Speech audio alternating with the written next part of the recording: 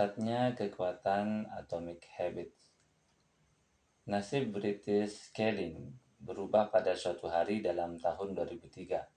Organisasi itu, yang merupakan induk organisasi cabang olahraga sepeda profesional di Britania Raya, baru saja merekrut Dave Brailsford sebagai direktur performa yang baru.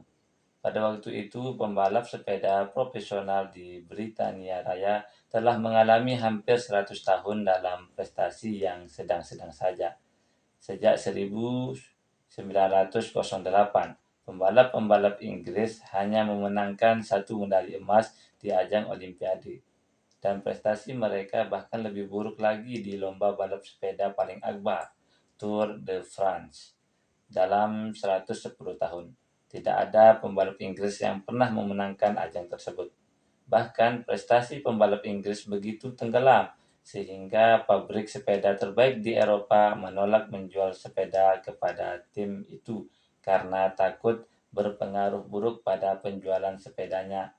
Seandainya pembalap-pembalap profesional lain melihat atlet-atlet Inggris memakai produk tersebut. Brailsford direkrut untuk membawa British Scaling ke arah baru. Yang membuatnya berbeda dari pelatih-pelatih terdahulu adalah komitmennya yang tiada henti terhadap strategi yang ia sebut penghimpunan perolehan kecil, yang merupakan falsafah pencarian margin, peningkatan sangat kecil dalam segala sesuatu yang Anda kerjakan. Menurut Brailsford, segala keseluruhan prinsip ini berasal dari gagasan bahwa jika Anda mengurai segala sesuatu yang dapat Anda pikirkan terkait dengan balap sepeda, dengan perbaikan 1% saja, Anda akan mendapatkan kenaikan yang signifikan ketika menerapkannya bersama-sama sekaligus. Brailsford dan pelatih-pelatihnya mulai dengan membuat penyesuaian-penyesuaian kecil yang bisa diharapkan dari tim pembalap sepeda profesional. Mereka merancang ulang jok sepeda agar lebih nyaman dan mengoleskan alkohol agar pada ban dapat cengkramannya lebih baik. Mereka meminta para pembalap memakai celana pendek dengan pemanas listrik guna mempertahankan suhu otot sewaktu bersepeda dan menggunakan sensor-sensor biofeedback untuk memonitor reaksi-reaksi tiap atlet terhadap suatu latihan.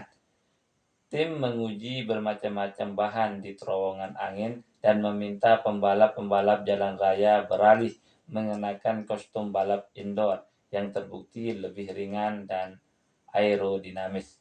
Akan tetapi, mereka tidak berhenti di situ.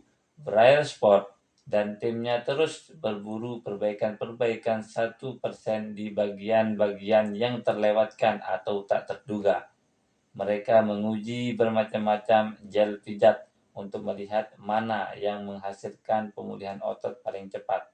Mereka membayar seorang dokter untuk mengajari tiap pembalap cara terbaik mencuci tangan guna mengurangi peluang terkena virus influenza. Mereka menentukan jenis bantal dan kasur yang memungkinkan tidur lebih nyenyak bagi setiap pembalap. Mereka bahkan mengecat bagian dalam truk dengan warna putih, yang memudahkan mereka melihat debu-debu kecil yang biasanya tidak langsung terdeteksi, padahal berisiko menurunkan performa sepeda yang telah disetel dengan baik. Ketika perbaikan-perbaikan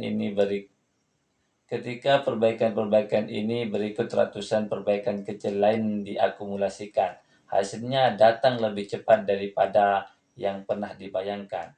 Hanya 5 tahun sejak Brailsford direkrut, tim British Scaling mendominasi baik balap sepeda jalan raya maupun sirkuit di ajang Olimpiade 2008 di Beijing. Tempat mereka secara dahsyat memenangkan 60% dari total medali emas yang diperebutkan.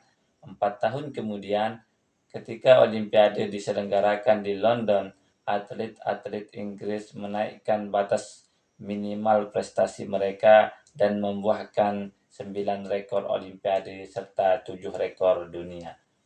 Pada tahun yang sama, Bradley Wiggins menjadi atlet balap sepeda Inggris pertama yang memenangkan Tour de France tahun berikutnya. Teman satu timnya, Chris Froome, memenangkan lomba itu dan terus menang lagi pada 2015, 2016, dan 2017, yang membuat tim Inggris meraih 5 kemenangan Tour de France dalam 6 tahun.